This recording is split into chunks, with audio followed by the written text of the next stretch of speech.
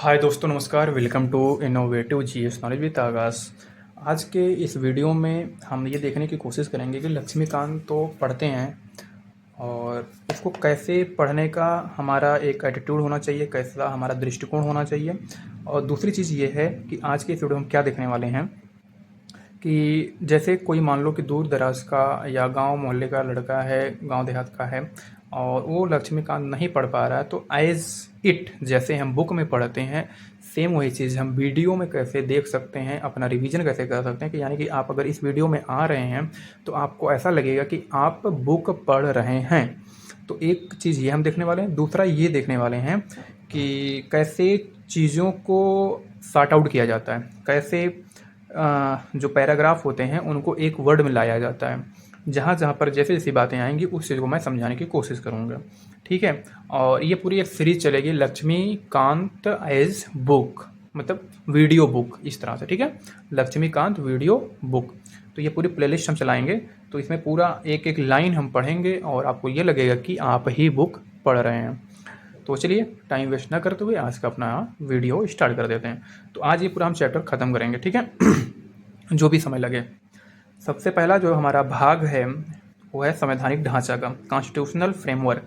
इस भाग में, इस पूरे मतलब ढांचे में हम क्या क्या देखने वाले हैं। ऐतिहासिक पृष्ठभूमि, संविधान का निर्माण, संविधान की अवधारणा, संविधान की प्रमुख विशेषताएं, संविधान की प्रस्तावना, संघ एवं उसका क्षेत्र, नागरिकता, मूल अधिकार, राजनीतिक तत्व, मूल कर्तव्य, संविधान का संशोधन, संविधान की मूल संरचना। ये इस भाग में यानी पहले वाले भाग में इतना चीज़ें आएंगी, यानी कि संवैधानिक ढांचा के अंतर्गत। और इस अध्याय में हम क्या देखने वाले हैं, ऐतिहासिक पृष्ठभूमि, यानी कि अध्याय पहला है। तो स्टार्ट करते हैं। भारत में ब्रिटिश 1608 ईस्वी में ईस्ट इंडिया कंपनी के रूप में व्यापार करने आए। 1600 में महारानी एलिजाबेथ प्रथम के चार्टर द्वारा उन्हें भारत में व्यापार करने के विस्तृत अधिकार प्राप्त थे। कंपनी, जो अभी तक सिर्फ व्यापारिक कार्यों तक ही सीमित थी, उसने 1765 में बंगाल, बिहार और उड़ीसा के दीवानी अर्थात राजस्व एवं दीवानी न्याय के अधिकार प्राप्त कर लिए थे। इसके तहत भारत में उसके क्षेत्रीय शक्ति बनने की प्रक्रिया प्रारंभ हुई। 1858 में सिपाही विद्रोह के परिणाम स्वरूप ब्रिटिश ताज यानी कि क्राउन ने भारत के शासन का उत्तरदायित्व प्रत्यक्षता अपने हाथों में ले लिया। यह शासन 15 अगस्त 1947 में भारत की स्वतंत्रता प्राप्ति तक अनवरत रूप से जारी रहा।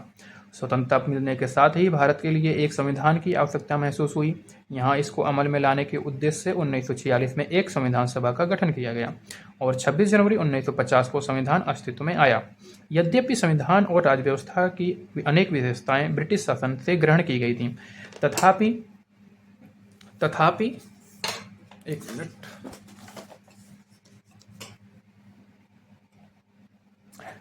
ग्रहण की गई थी, तथापि ब्रिटिश शासन में कुछ घटनाएं ऐसी थीं जिनके कारण ब्रिटिश शासित भारत में सरकार और प्रशासन की विधिक रूपरेखा निर्मित की गई। इन घटनाओं ने हमारे संविधान और राजतंत्र पर गहरा प्रभाव छोड़ा। उनके बारे में विस्तृत व्याख्या दो शीर्षक के अंतर्गत कालक्रमबद्ध रूप में यहाँ दी गई है।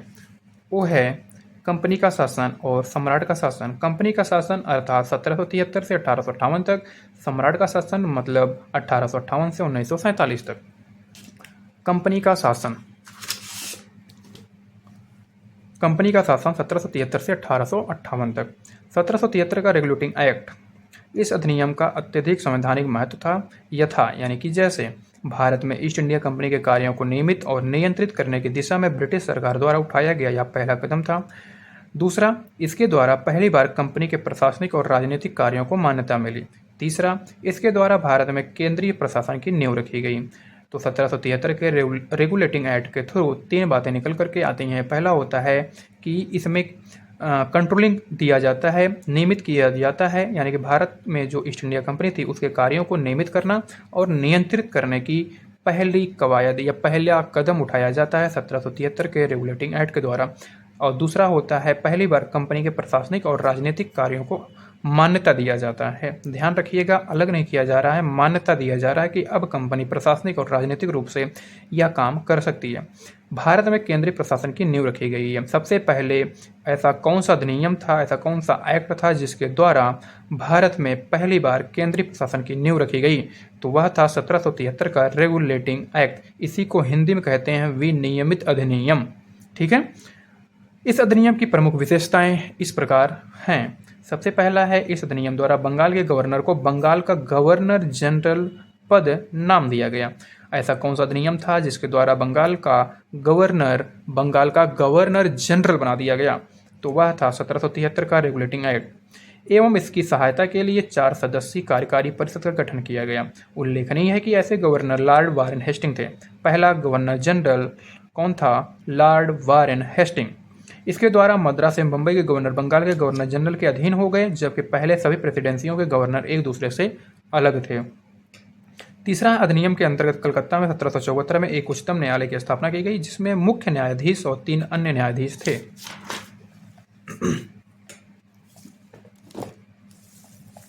चौथा इसकी विशेषताएं हैं 1773 के रेगुलेटिंग एक्ट की। इसके तहत कंपनी कर्मचारियों को निजी व्यापार करने और भारतीय लोगों से उपहार व रिश्वत लेना प्रतिबंधित कर दिया गया।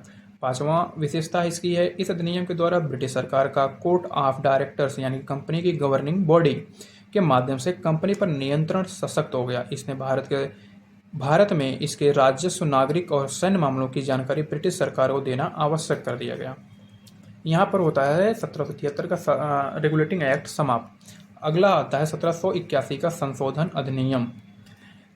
रेगुलेटिंग एक्ट 1773 की खामियों को ठीक करने के लिए ब्रिटिश संसद ने अमेंडिंग एक्ट 1781 पारित किया, जिसे बंदोबस्त कानून या एक्ट ऑफ सेटलमेंट, यानी कि इसी अधिनियम को बंदोबस्त कानून कहा जा रहा है, इसी अधिनियम को एक्ट ऑफ सेटलमेंट कहा जा रहा है, इसी अधिनियम को 1781 का संशोधन अधिनियम कहा जा रहा है।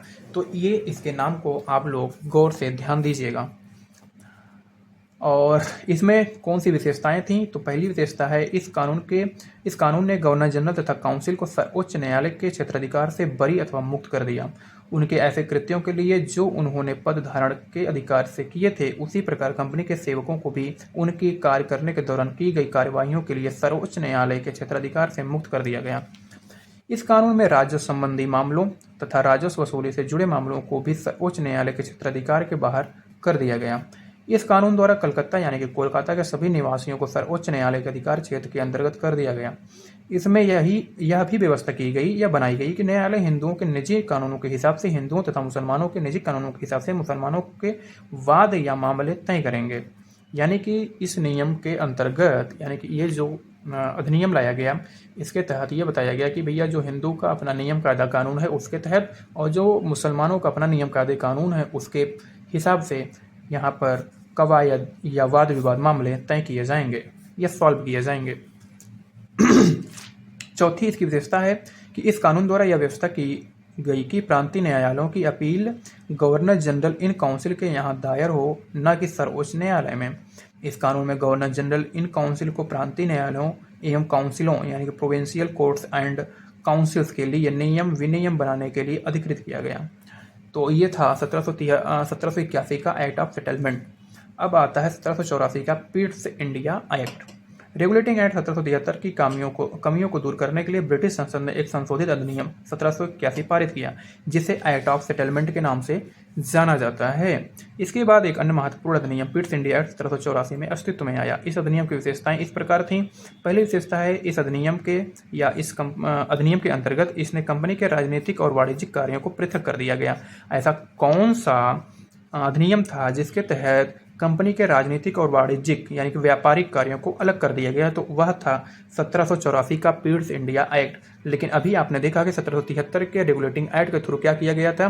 कंपनी के राजनीतिक और व्यापारिक कार्यों को मान्यता मिली थी। अभी मैं वही वहाँ पे कहा था कि राजनीतिक और व्यापारिक कार्यों को अलग करना और मान्यता मिलना दोनों अलग अलग बातें हैं। तो इस चीज़ को भ्रम में मत रखिएगा, क्वेश्चन ऐसे ही गलत होते हैं हमारे एग्जाम में।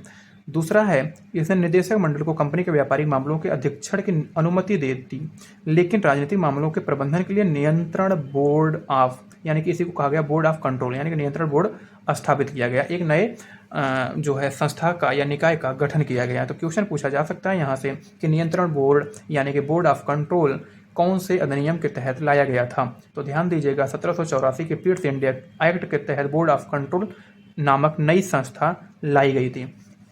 तीसरा इसकी विशेषता है, नियंत्रण बोर्ड को यह शक्ति थी कि वह ब्रिटिश नियंत्रित भारत में सभी नागरिक, सैन्य व राजस्व गतिविधियों का अधीक्षण एवं नियंत्रण करें। इस प्रकार यह अधिनियम दो कारणों से महत्वपूर्ण था। पहला है, भारत में कंपनी के अधीन क्षेत्र पहली बार ब्रिटिश आधिपत्य का क्षेत्र कहा गया।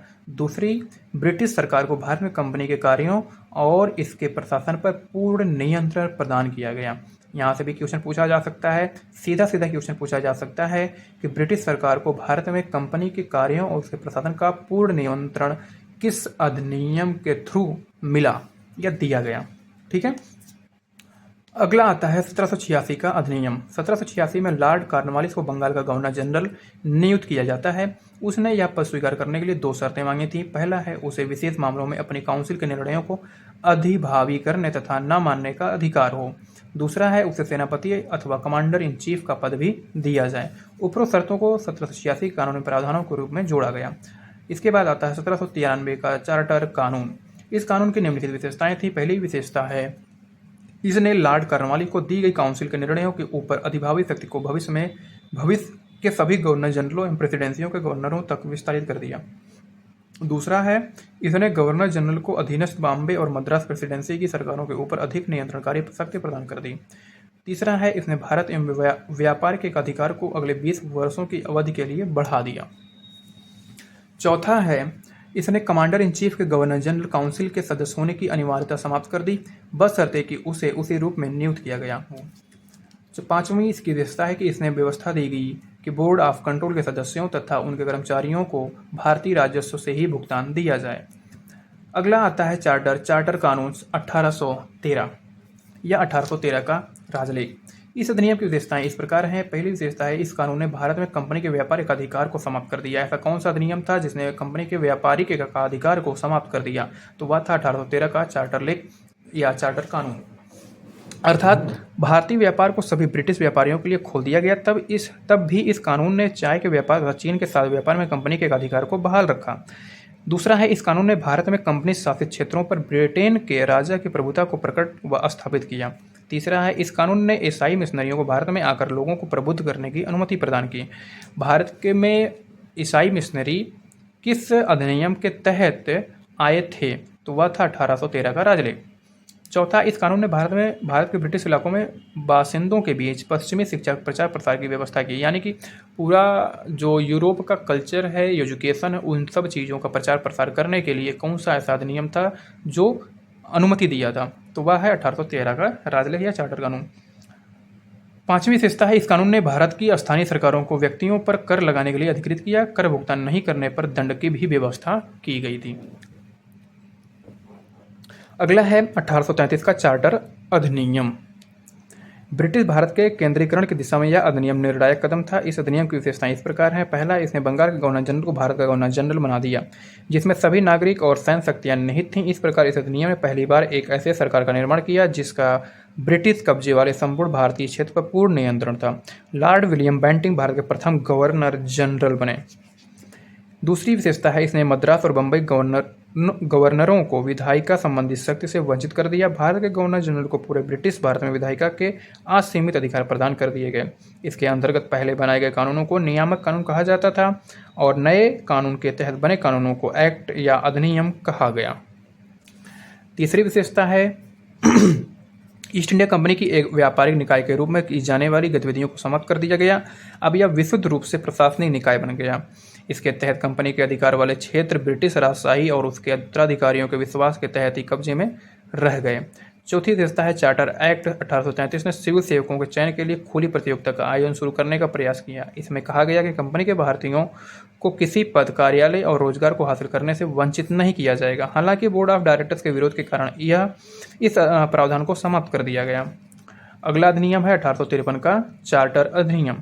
1793 से 1853 के दौरान ब्रिटिश संसद द्वारा पारित किए गए चार्टर अधिनियमों की श्रृंखला में यह अंतिम अधिनियम था। ध्यान दीजिएगा, 1793 से 1853 के दौरान ब्रिटिश संसद द्वारा पारित किए गए चार्टर अधिनियमों की श्रृंखला में यह अंतिम अधिनियम था। चार्टर अधिनियम में अंतिम कौन सा अधिनियम था? तो ध्यान दीजिएगा 1853 का चार्टर अधिनियम। संवैधानिक विकास की दृष्टि से यह अधिनियम एक महत्वपूर्ण अधिनियम था। इस अधिनियम की विशेषताएं इस प्रकार हैं। पहली विशेषता है इसने पहली बार गवर्नर जनरल की परिषद के विधायी एवं प्रशासनिक कार्यों को अलग कर दिया। ध्यान दीजिएगा, विधायी एवं प्रशासनिक कार्यों को अलग किया जा रहा है पहली बार, ठीक है।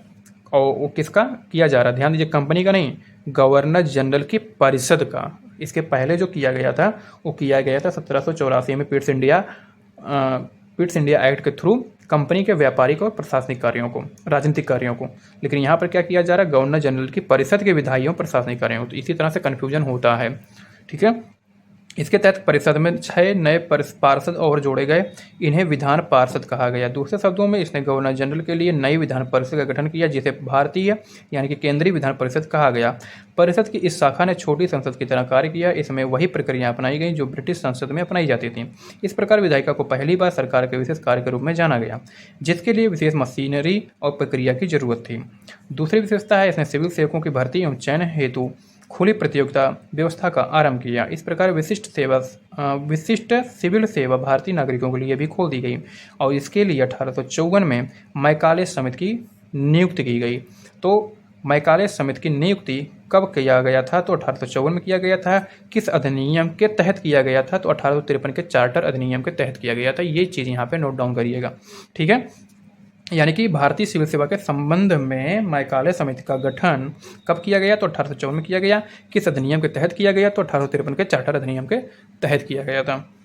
तीसरी विशेषता है, इसने कंपनी के शासन को विस्तारित कर दिया और भारतीय क्षेत्र को इंग्लैंड राजशाही के विश्वास के तहत कब्जे में रखने का अधिकार दिया। लेकिन पूर्व अधिनियमों के विपरीत इसमें किसी निश्चित समय का निर्धारण नहीं किया गया।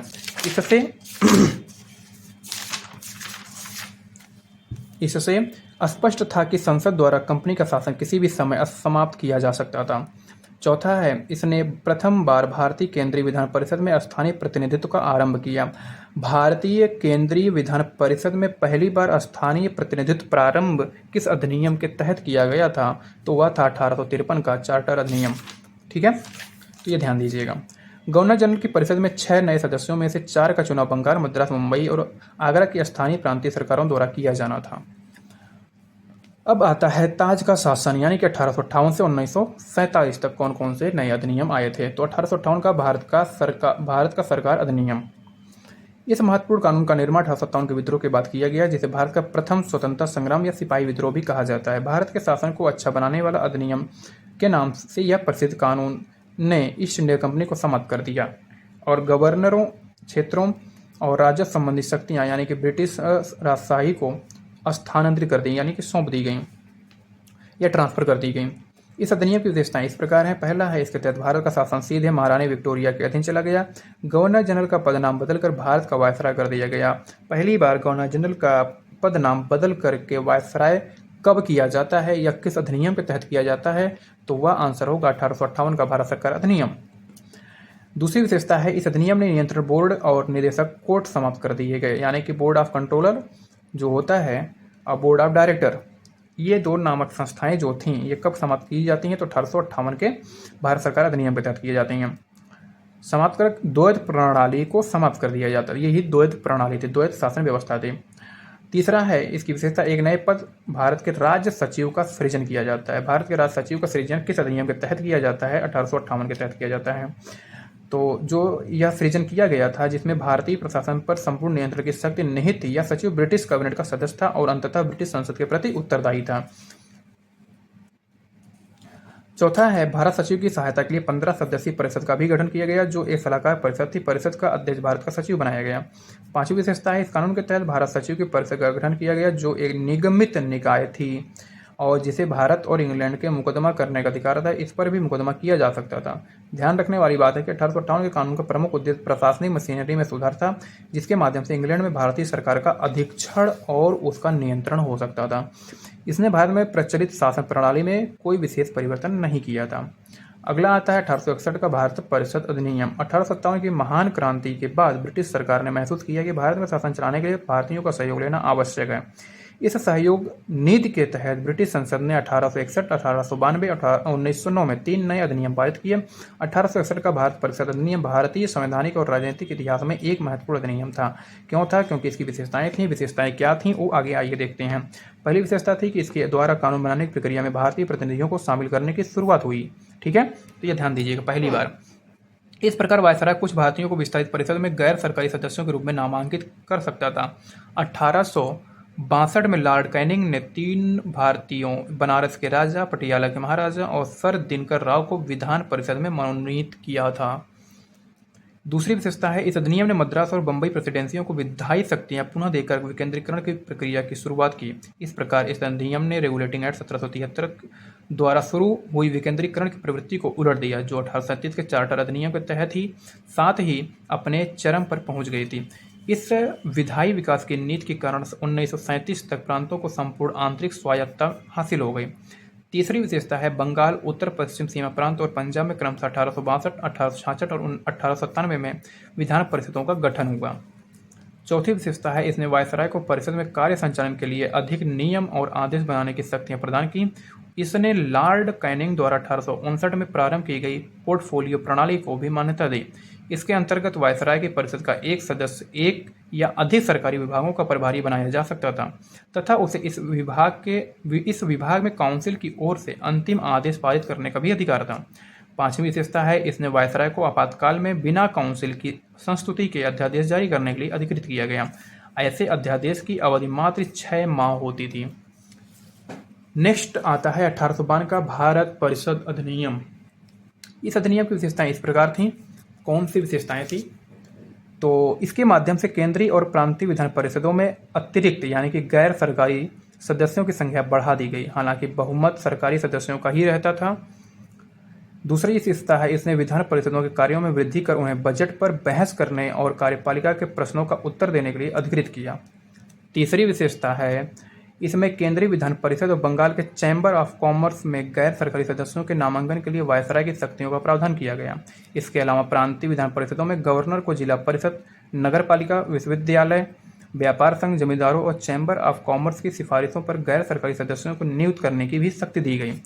इस अधिनियम ने केंद्रीय और प्रांतीय विधान परिषदों दोनों में गैर सरकारी सदस्यों की नियुक्ति के लिए एक सीमित और परोक्ष रूप से चुनाव का प्रावधान किया। हालांकि चुनाव शब्द का अधिनियम में प्रयोग नहीं हुआ था, इसे निश्चित निकायों की सिफारिश पर की जाने वाली नामांकन प्रक्रिया कहा गया था। अगला आता है 1909 का भारत परिषद अधिनियम। इस अधिनियम को मार्ले मिंटो सुधार के नाम से भी जाना जाता है। उस समय लॉर्ड मार्ले इंग्लैंड में भारत के राज सचिव थे और लॉर्ड मिंटो भारत के वायसराय थे। इस अधिनियम की प्रमुख विशेषताएं थीं। कौन सी विशेषताएं थीं? इस प्रकार थीं। पहली विशेषता है इसने केंद्रीय और प्रांतीय विधान परिषदों के आकार में काफ़ी वृद्धि की। केंद्रीय परिषद में इनकी संख्या 16 से 60 हो गई। प्रांतीय विधान परिषदों में इनकी संख्या एक समान नहीं थी। दूसरा है इसने केंद्रीय परिषद में सरकारी बहुमत को बनाए रखा, लेकिन प्रांतीय परिषदों में गैर सरकारी सदस्यों के बहुमत की अनुमति थी। तीसरा है इसने दोनों स्तरों पर विधान परिषदों कार्यों का दायरा बढ़ाया। उदाहरण के तौर पर अनुपूरक प्रश्न पूछना, बजट पर संकल्प रखना आदि। ध्यान देने वाली बात यहाँ पर यह है कि बजट की व्यवस्था को ब्रिटिश कालीन भारत में 1860 से शुरू किया गया था। ये इंपॉर्टेंट फैक्ट है। चौथी विशेषता है इस अधिनियम के अंतर्गत पहली बार किसी भारतीय को वायसराय और गवर्नर की कार्य परिषद के साथ एसोसिएशन बनाने का प्रावधान किया गया। सत्येंद्र प्रसन्न सिन्हा वायसराय की कार्यपालिका परिषद के प्रथम भारतीय सदस्य बने। उन्हें विधि सदस्य बनाया गया था। पांचवा, इस अधिनियम ने पृथक निर्वाचन के आधार पर मुस्लिमों के लिए सांप्रदायिक प्रतिनिधित्व का प्रावधान किया। इसके अंतर्गत मुस्लिम सदस्यों का चुनाव मुस्लिम मतदाता ही कर सकते थे। इस प्रकार इस अधिनियम ने सांप्रदायिक एकता को वैधानिकता प्रदान की और लॉर्ड मिंटो को सांप्रदायिक निर्वाचन के जनक के रूप में जाना गया। छठा विशेषता है इसने presidency, corporation, chambers of commerce, विश्वविद्यालयों और जमींदारों के लिए अलग प्रतिनिधित्व का प्रावधान किया। भारत का प्रशासन अधिनियम 1919 20 अगस्त 1917 को ब्रिटिश सरकार ने पहली बार घोषित किया कि उनका उद्देश्य भारत में क्रमिक रूप से उत्तरदायी सरकार की स्थापना करना था। क्रमिक रूप से 1919 में भारत शासन अधिनियम बनाया गया, जो 1921 से लागू हुआ। इस कानून ने मॉन्टेग्यू चेम्सफोर्ड सुधार भी कहा जाता है। इस कानून को मॉन्टेग्यू चेम्सफोर्ड सुधार भी कहा जाता है। मॉन्टेग्यू भारत के राज सचिव थे, जबकि चेम्सफोर्ड भारत के वायसराय थे। इस अधिनियम की विशेषताएं इस प्रकार है। पहली विशेषता है इस अधिनियम ने प्रशासन के सभी विषयों को 2 श्रेणियों में यानी कि केंद्रीय विषय और प्रांतीय विषय में वर्गीकृत करने का प्रावधान किया। यह वर्गीकरण अधिनियम के तहत बनाए गए न्याय गमन नियमों द्वारा किया गया था। इन नियमों ने केंद्र से प्रांतों को सत्ता के हस्तांतरण को आसान बना दिया। इस तरह अधिनियम ने प्रांतों पर केंद्रीय नियंत्रण को शिथिल कर दिया। केंद्रीय और प्रांतीय विधान परिषदों को अपनी सूचियों के विषयों पर विधान बनाने का अधिकार प्रदान किया गया, लेकिन सरकार का ढांचा केंद्रीय और एकात्मक ही बना रहा। दूसरी विशेषता है इसने प्रांतीय विषयों को पुनः 2 भागों में विभक्त कर दिया, हस्तांतरित और आरक्षित विषय। हस्तांतरित विषयों में सार्वजनिक स्वास्थ्य, शिक्षा, स्थानीय स्वशासन, कृषि आदि विषय शामिल हुआ करते थे, जबकि आरक्षित विषयों में पुलिस, न्याय प्रशासन, जेल भूमि, राजस्व, वित्त आदि विषय शामिल हुआ करते थे। हस्तांतरित विषयों पर गवर्नर का शासन होता था और इस कार्य में वह उन मंत्रियों की सहायता लेता था जो विधान परिषद के प्रति उत्तरदायी होते थे। दूसरी ओर आरक्षित विषयों पर गवर्नर कार्यपालिका परिषद की सहायता से शासन करता था जो विधान परिषद के प्रति उत्तरदायी नहीं थे। शासन की इस दोहरी व्यवस्था को द्वैध यानी कि यूनानी शब्द डाई आर्की से व्युत्पन्न हुआ था, द्वैध शासन व्यवस्था कहा गया। हालांकि यह व्यवस्था काफी हद तक असफल भी रही। तीसरी विशेषता, इस अधिनियम ने पहली बार देश में द्विसदनीय व्यवस्था और प्रत्यक्ष निर्वाचन की व्यवस्था आरंभ की। इस प्रकार भारतीय विधान परिषद के स्थान पर द्विसदनीय व्यवस्था यानी राज्यसभा और लोकसभा का गठन किया गया।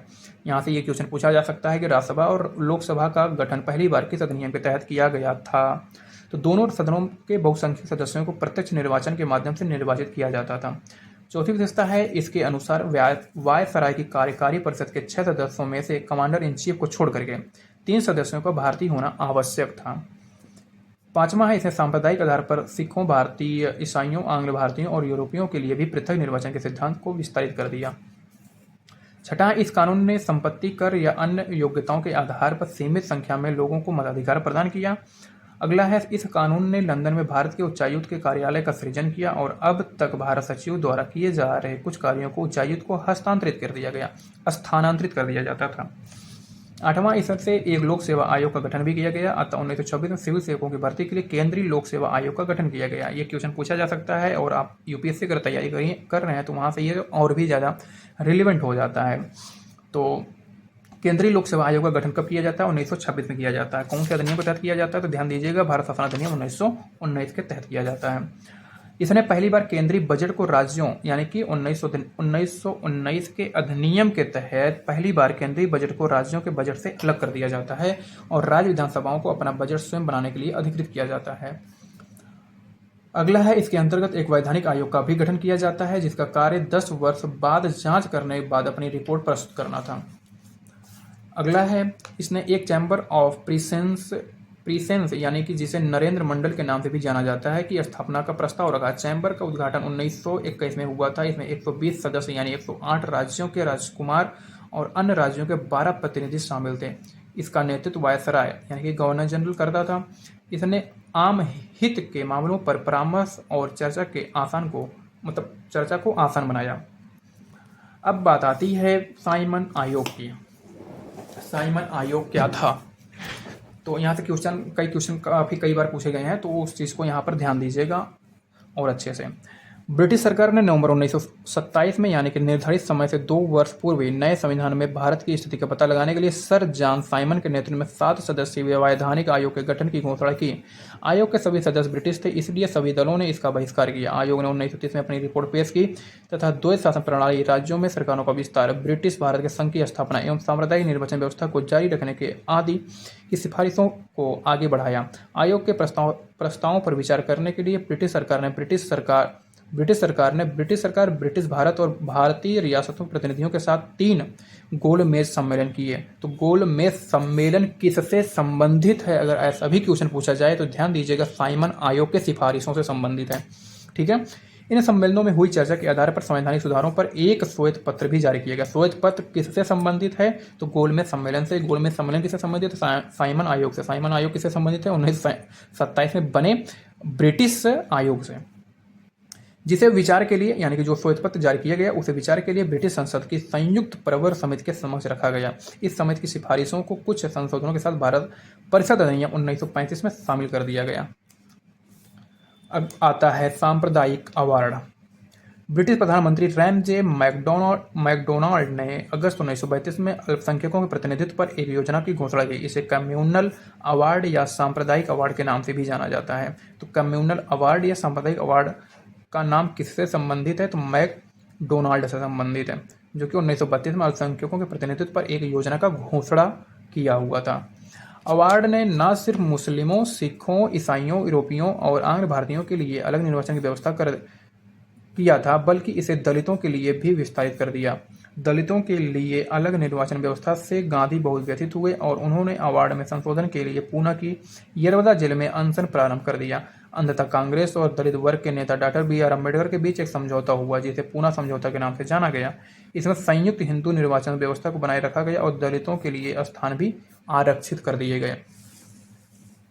ब्रिटिश सरकार ने पूना पैक्ट को स्वीकार कर लिया और शोषित वर्गों यानी कि अनुसूचित जातियों को दोहराने के लिए सांप्रदायिक अवार्ड में संशोधन किया। इसका मतलब यह है कि दलित वर्ग के संबंध में अलग निर्वाचन मंडल के प्रावधानों को सांप्रदायिक अवार्ड में निहित प्रतिनिधित्व की योजना से हटा दिया गया। इसके बाद पूना पैक्ट के प्रावधानों को 1935 के अगले भारत सरकार अधिनियम में शामिल कर दिया गया। दूसरे शब्दों में 1935 के अधिनियम के तहत केंद्रीय और प्रांतीय विधानमंडलों की संरचना इस संशोधित सांप्रदायिक अधिनिर्णय पर आधारित थी। अब बात आती है भारत शासन अधिनियम 1935 की।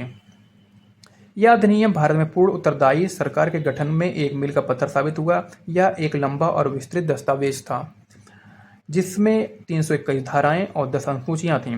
इस अधिनियम की विशेषताएं इस प्रकार थीं। पहला है, इसने अखिल भारतीय संघ की स्थापना की, जिसमें राज्य और रियासतों को एक इकाई की तरह माना गया। अधिनियम ने केंद्रीय और इकाइयों के बीच 3 सूचियों यानी कि संघ सूची जिसमें कि 59 विषय थे, राज्य सूची जिसमें कि 54 विषय थे, समवर्ती सूची दोनों मिलाकर के जिसमें 36 विषय शामिल किए गए थे। इसके आधार पर शक्तियों का बंटवारा कर दिया गया। अवशिष्ट शक्तियां वायसराय यानी कि गवर्नर जनरल को दे दिया गया। हालांकि यह संघीय व्यवस्था कभी अस्तित्व में नहीं आई क्योंकि देशी रियासतों ने इसमें शामिल होने से इनकार कर दिया था। दूसरी विशेषता थी, इसने प्रांतों में द्वैत शासन व्यवस्था समाप्त कर दिया तथा प्रांतीय स्वायत्तता का शुभारंभ किया। राज्यों को अपने दायरे में रहकर स्वायत्त तरीके से 3 पृथक क्षेत्रों में शासन का अधिकार दिया गया। इसके अतिरिक्त अधिनियम ने राज्यों में उत्तरदायी सरकार की स्थापना यानी गवर्नर को राज्य विधान परिषदों के लिए उत्तरदायी मंत्रियों की सलाह पर काम करना आवश्यक था। यह व्यवस्था 1937 में शुरू की गई और 1939 में समाप्त कर दी गई। अगली विशेषता है, इसने केंद्र में द्वैत शासन प्रणाली का आरंभ किया और परिणामतः संघीय विषयों को स्थानांतरित और आरक्षित विषयों में विभक्त करना पड़ा। हालांकि यह प्रावधान कभी लागू नहीं हो सका। और अगली विशेषता है, इसने 11 राज्यों में 6 में द्विसदनीय व्यवस्था का आरंभ किया। इस प्रकार वो कौन सी व्यवस्था थी, कौन सा राज्य थे, तो वह है बंगाल, बम्बई, मद्रास, बिहार, संयुक्त प्रांत और असम। द्विसदनीय विधान परिषद और विधानसभा बनाई गई। हालांकि इन पर कई प्रकार के प्रतिबंध भी थे। पांचवी विशेषता है 1935 के अधिनियम का। इसने दलित वर्गों यानी कि अनुसूचित जातियों के लिए एक निश्चित संख्या में समान सीटें आरक्षित की। इसने महिलाओं और श्रम यानी श्रमिकों को विशेष प्रतिनिधित्व भी दिया। छठा है, इसने भारत शासन अधिनियम 1858 द्वारा स्थापित भारत परिषद को समाप्त कर दिया। इंग्लैंड में भारत सचिव को सलाहकारों की टीम मिल गई। अगला है, इसने मताधिकार का विस्तार किया। लगभग 10% जनसंख्या को मत का अधिकार मिल गया। इसके अंतर्गत देश की मुद्रा और साख पर नियंत्रण के लिए भारतीय रिजर्व बैंक की भी स्थापना की गई। भारतीय रिजर्व बैंक किस अधिनियम के तहत आया था, तो 1935 के अधिनियम के तहत आया था, ये ध्यान दीजिएगा। इसने न केवल संघीय लोक सेवा आयोग की स्थापना की बल्कि प्रांत में प्रांतीय सेवा आयोग और 2 या अधिक राज्यों के लिए संयुक्त सेवा आयोग की भी स्थापना की। तो लोक सेवा आयोग, राज्य लोक सेवा आयोग की स्थापना यानी केंद्रीय लोक सेवा आयोग और राज्य लोक सेवा आयोग की स्थापना 1935 के अधिनियम के तहत किया जाता है, ये ध्यान दीजिएगा, किया गया था। इसके तहत 1937 में संघीय न्यायालय की स्थापना की गई। इसने बर्मा यानी कि अब जो म्यांमार हो गया भारत से अलग कर दिया। बर्मा को यानी म्यांमार को भारत से अलग करने वाला अधिनियम कौन सा था, तो 1935 का अधिनियम था। इसने उड़ीसा और सिंध के 2 नए प्रांत भी बनाए। इसने अल्पसंख्यकों के हितों की रक्षा के लिए सुरक्षा उपायों का भी प्रावधान किया। इसने रेलवे प्रशासन के लिए एक संघीय रेलवे प्राधिकरण की स्थापना किया। तो रेलवे प्राधिकरण की स्थापना किसकी देन है, 1935 के अधिनियम की देन है। इसने महासंघ प्रांतों के लेखाओं की लेखा परीक्षा के लिए भारत के महालेखा परीक्षक की भी नियुक्ति का प्रावधान किया। तो महालेखा परीक्षक की नियुक्ति का प्रावधान किस अधिनियम में मिलता है, तो 1935 के अधिनियम में मिलता है, ये ध्यान दीजिएगा।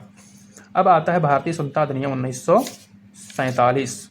तो 20 फरवरी 1947 को ब्रिटिश प्रधानमंत्री क्लीमेंट एटली ने घोषणा की कि 30 जून 1947 को भारत में ब्रिटिश शासन समाप्त हो जाएगा। इसके बाद सत्ता उत्तरदायी भारतीय हाथों में सौंप दी जाएगी। इस घोषणा पर मुस्लिम लीग ने आंदोलन किया और भारत के विभाजन की बात की।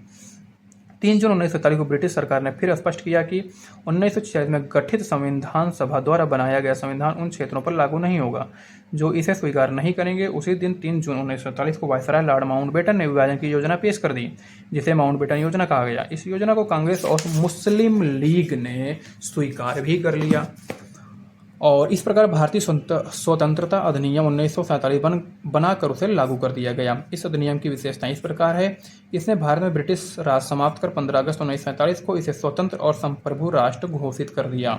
इसने भारत को विभाजन कर 2 स्वतंत्र डोमिनियनों संप्रभु राष्ट्र भारत और पाकिस्तान का सृजन किया, जिन्हें ब्रिटिश राष्ट्रमंडल से अलग होने की भी स्वतंत्रता थी। इसने वायसराय का पद समाप्त कर दिया और उसके स्थान पर दोनों डोमिनियन राज्यों में गवर्नर जनरल के पद का सृजन किया, जिसकी नियुक्ति नए राष्ट्र की कैबिनेट की सिफारिश पर ब्रिटेन के ताज को करनी थी। इन पर ब्रिटेन के सरकार का कोई नियंत्रण नहीं होना था। इसने दोनों डोमिनियन राज्यों में संविधान सभाओं को अपने देशों का संविधान बनाने और उसके लिए किसी भी देश के संविधान को अपनाने की शक्ति दी गई। सभाओं को यह भी शक्ति थी कि वे किसी भी ब्रिटिश कानून को समाप्त करने के लिए कानून बना सकती थी, यहाँ तक कि उन्हें स्वतंत्रता अधिनियम को भी निरस्त करने का अधिकार था। इसने दोनों डोमिनियन राज्यों की संविधान सभाओं को यह शक्ति प्रदान की गई कि वे नए संविधान का निर्माण एवं कार्यान्वित होने तक अपने अपने संबंधित क्षेत्रों के लिए विधानसभा बना सकती थी। 15 अगस्त 1947 के बाद ब्रिटिश संसद में पारित हुआ कोई भी अधिनियम दोनों डोमिनियनों पर तब तक लागू नहीं होगा जब तक कि दोनों डोमिनियन इस कानून को मानने के लिए कानून नहीं बना लेंगे। इस कानून ने ब्रिटिश में भारत सचिव का पद समाप्त कर दिया। इसकी सभी शक्तियां राष्ट्रमंडल के मामलों में राज सचिव को स्थानांतरित कर दी गईं। इसने 15 अगस्त 1947 से भारतीय रियासतों पर ब्रिटिश संप्रभुता की समाप्ति की घोषणा की। इसके साथ ही आदिवासी क्षेत्र समझौता संबंधों पर भी ब्रिटिश हस्तक्षेप समाप्त हो गया। ध्यान देने की बात यहाँ पर यह है कि भारतीय संविधान अध्यादेश को ब्रिटिश संसद ने 4 जुलाई 1947 को पेश किया और 18 जुलाई 1947 को इसे राजशाही की संस्तुति मिली। यह अधिनियम 15 अगस्त 1947 से लागू हुआ। इसने भारतीय रियासतों को यह स्वतंत्रता दी कि वे चाहें तो भारत डोमिनियन या पाकिस्तान डोमिनियन के साथ मिल सकती हैं या स्वतंत्र रह सकती हैं। इस अधिनियम ने नया संविधान बनाने तक प्रत्येक डोमिनियन में शासन संचालित करने एवं भारत शासन अधिनियम 1935 के तहत उनकी प्रांतीय सभाओं में सरकार चलाने की व्यवस्था की। हालांकि दोनों डोमिनियन राज्यों को इस कानून में सुधार करने का भी अधिकार था। इसने ब्रिटिश शासक को विधेयकों पर मताधिकार और उन्हें स्वीकृत करने के अधिकार से वंचित कर दिया, लेकिन ब्रिटिश शासक के नाम पर गवर्नर जनरल को किसी भी विधेयक को स्वीकार करने का अधिकार प्राप्त था। इसके अंतर्गत भारत के गवर्नर जनरल एवं प्रांतीय गवर्नरों को राज्यों का संवैधानिक प्रमुख नियुक्त किया गया। इन्हें सभी मामलों पर राज्यों के मंत्रिपरिषद के परामर्श पर कार्य करना होता था। इसने शाही उपाधि से भारत का सम्राट शब्द समाप्त कर दिया। इसने भारत के राज सचिव द्वारा सिविल सेवा में नियुक्तियां करने और पदों में आरक्षण की प्रणाली समाप्त कर दी। 15 अगस्त 1947 से पूर्व के सिविल सेवा कर्मचारियों को वही सुविधाएं मिलती रहीं जो उन्हें पहले से प्राप्त थीं। 14 से 15 अगस्त 1947 की मध्यरात्रि को भारत में ब्रिटिश शासन का अंत हो गया और समस्त शक्तियां दो नए स्वतंत्र डोमिनियनों भारत और पाकिस्तान को स्थानांतरित कर दी गईं। लॉर्ड माउंटबेटन नए डोमिनियन भारत के गवर्नर जनरल बने। उन्होंने जवाहरलाल नेहरू को भारत के पहले प्रधानमंत्री के रूप में शपथ दिलाई। 1946 में बनी संविधान सभा को स्वतंत्र भारतीय डोमिनियन की संसद के रूप में स्वीकार कर लिया गया। अंतरिम सरकार 1946 और स्वतंत्र भारत की पहली कैबिनेट 1947 दोनों के सदस्यों का उल्लेख क्रमशः तालिका में दिया गया है कि भाई पहले जो अंतरिम सरकार थी वो उसमें कौन कौन क्या क्या था।